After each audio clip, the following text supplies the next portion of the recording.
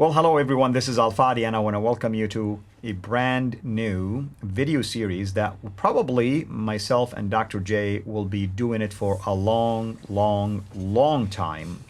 And it's called Two Qu'rans, Hafs versus Warsh.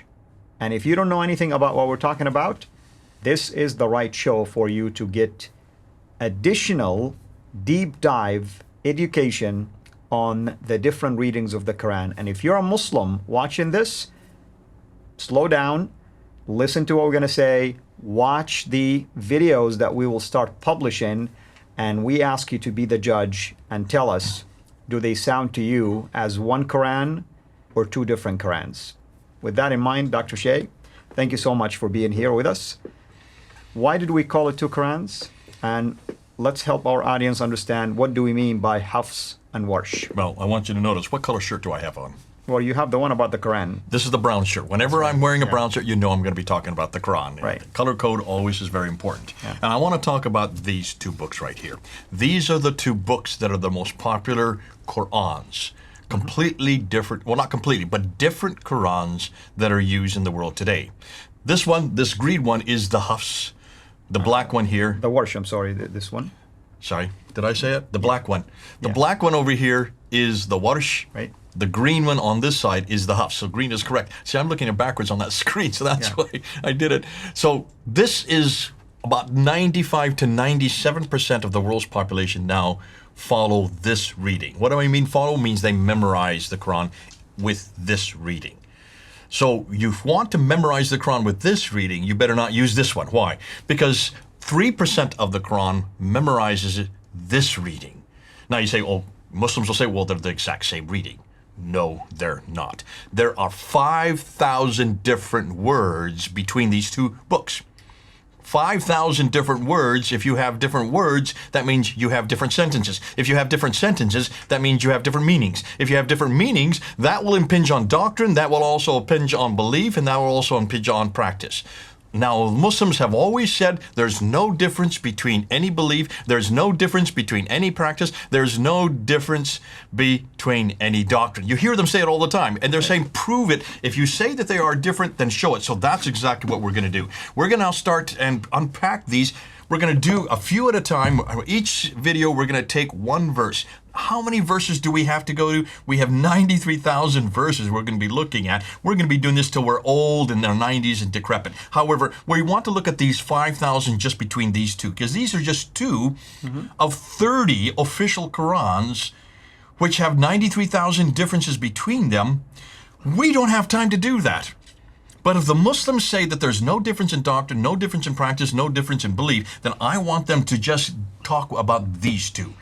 Let's just talk about these two, since these are the most popular in the world today. This one, which is the Hafs, is used almost all over the world since 1924. It was canonized. Well, that was just for Cairo. By 1936, it was canonized for Egypt. By 1985, it was canonized for the whole world by King Fahd.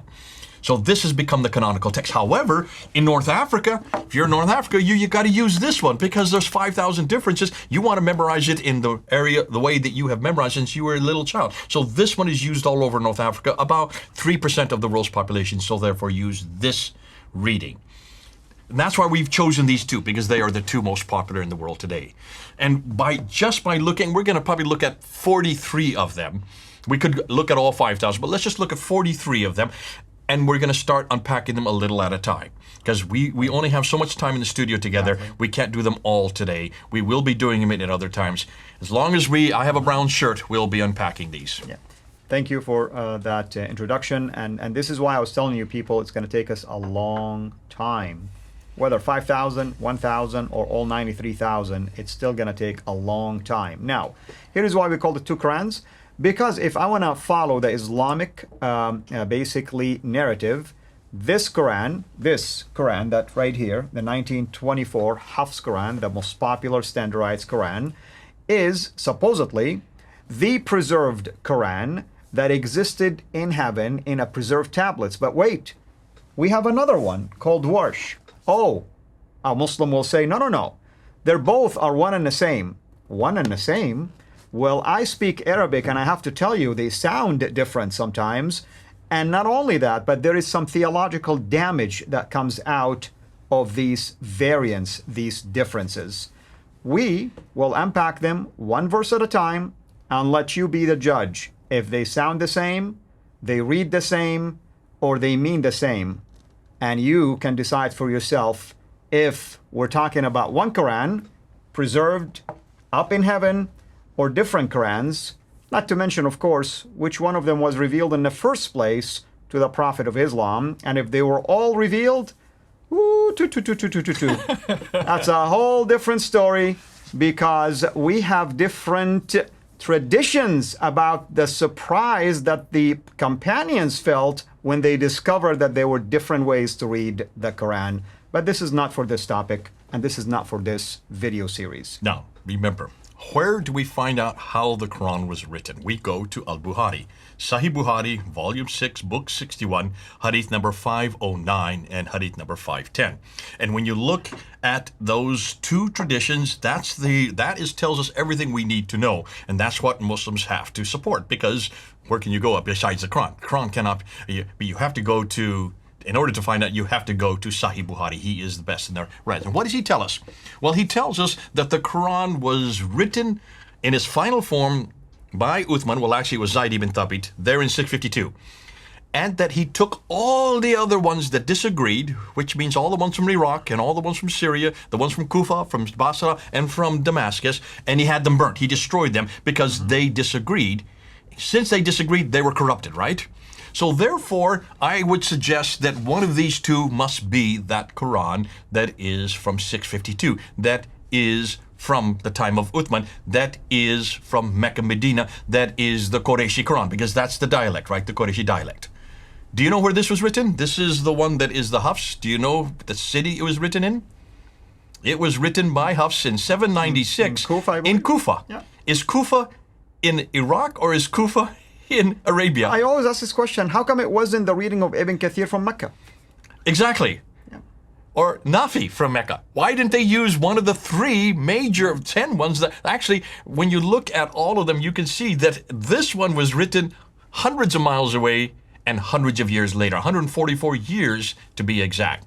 Where is this one from? Warsh. Do you know where this is from? This is actually from Egypt. Cairo. Yep. And it's the only one from Cairo. It was chosen because it is the only one from Cairo. Well, how come the 1924 Cairo edition did not rely on Warsh from Cairo? Bingo. Why did they not go to this one? Why did Ibn Saud family there in 1985 use one of those readings that is from Mecca or Medina? And why in the world did they go to this one? The reason why is because this is the one that was chosen by the Ottomans after 1299. Becoming more and more popular. It was the most popular one from the 13th, 14th, and 15th, and that's why it was chosen by Muhammad Ibn al-Husayni al-Haddad in 1924 at Al-Azhar University, and that's why it is now the standard, becoming the standard today. But it is not the Qurayshi dialect. It should have been one of those that was burned. Therefore, it stands for the reason that we shouldn't even be looking at it. Now, stop and think yourself. Both of these Qurans are Arabic, right? Yes. These are not translations. That's right. Are they dialogical? Well, are they different dialogues? There are some words in there that are different. Wait a minute, what is a dialogue? A dialogue is a completely way of saying it from a different geographical location. Right. You say potato, we say potato. Potato is not a dialogue, is not a, not dialogue, dialect. I meant dialect. That is not a different dialect. That is a pronunciation of one word. Mm-hmm. A dialect is a complete different words that are using completely different places at different times from different people. So in Britain, they say bonnet for that thing that comes up in the front of a car. What do we say here in the United States? It's the hood of a car. Yes. So hood versus bonnet, those are two completely different words with two completely different meanings. Well, not same meaning, but two completely different words. English in America and English in England are two different dialects. Am I correct? Right. That's what we're going to look at. We're looking at completely different ways of saying it, but the way that we're saying it has everything to do with 5 dots and 2 vowels. Am I correct? That's right. But the thing is here, even if a Muslim say, oh, you just said it's just different way of pronouncing it, if that's the case, then how come they have different meanings? The way it's pronounced. See, if it's just potato, we would agree with them. If it's just tomato, we would agree with them. If it's just bonnet, hood, we would agree with them. What we're going to find out, it's completely different words with completely different meanings. Right.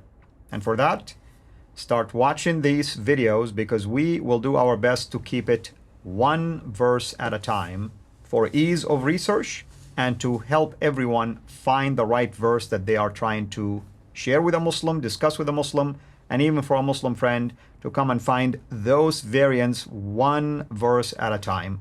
Thank you, Dr. J, and I'm looking forward, of course, to this series. Thank you, everyone. God bless. Thank you for watching this video. Be sure to like and subscribe to our channel, CIRA International, and click on the bell so that you receive notifications whenever we publish a new video or go live. I would also like to appeal to you to consider becoming a Patreon patron by clicking the link right below. By doing so, you can give towards the production of these videos. There are also other options for you where you can give to our channel. I thank you from the bottom of my heart.